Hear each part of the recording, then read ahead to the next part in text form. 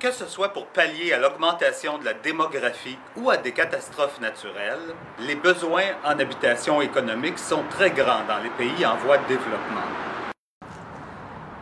En Afrique, en Amérique du Sud ou en Asie, ces habitations ne doivent pas seulement être économiques. Elles doivent parfois résister aux tremblements de terre, aux ouragans, aux termites ou à la pourriture.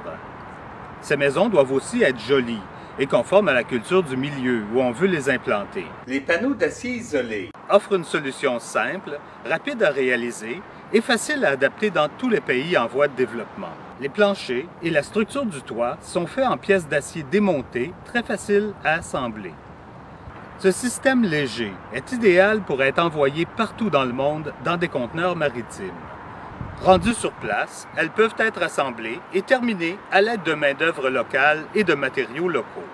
Les murs sont fabriqués de panneaux d'acier galvanisé de 1 pouce et 3/4 d'épaisseur, isolés à R13 avec du polyuréthane de haute performance.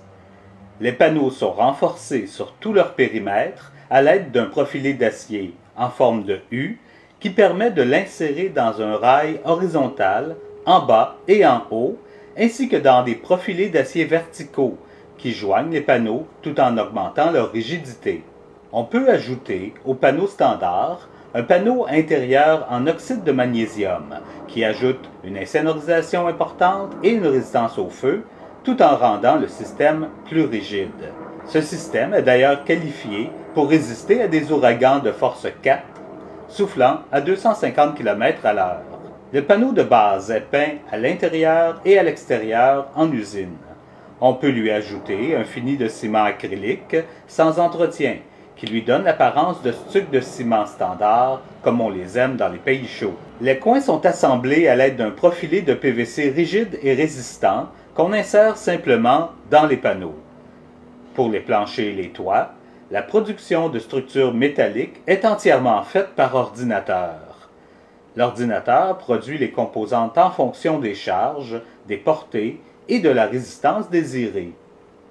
Chaque pièce est numérotée et correspond au plan fourni où on retrouve toute la séquence de montage pour rendre l'assemblage simple et facile. Chaque morceau est pré-percé, alors il ne reste plus qu'à visser le morceau B1 au morceau B2 tel que mentionné au plan. Pour le montage, on a seulement besoin de 3 outils. Un couteau d'utilité pour couper la membrane d'étanchéité qu'on installe sur le bas du rail, un tournevis électrique pour assembler les éléments ensemble et un maillet de caoutchouc pour insérer les profilés sous pression sans les abîmer. Le morceau le plus lourd pèse environ 35 kg, alors un homme seul peut tout transporter. Une maison peut donc être transportée dans une camionnette, ce qui est un avantage considérable dans les pays en voie de développement. Les panneaux font 3,5 pieds de largeur sur 8 pieds de hauteur. On peut donc y encastrer solidement des fenêtres. L'entreprise offre des fenêtres de PVC de type guillotine, faisant 2 pieds de largeur sur des hauteurs variables, allant jusqu'à 5 pieds de hauteur. Il est aussi possible d'intégrer des portes coulissantes, à double ou simple vitrage, munies d'une moustiquaire. Les portes d'entrée offertes sont aussi en acier isolé. Elles viennent avec ou sans vitrage, dans de multiples designs et peuvent être peintes à la couleur désirée. Les garde-corps, colonnes, escaliers extérieurs et toutes les tôleries de finition sont faits d'un aluminium peint en usine et résistant à l'air salin.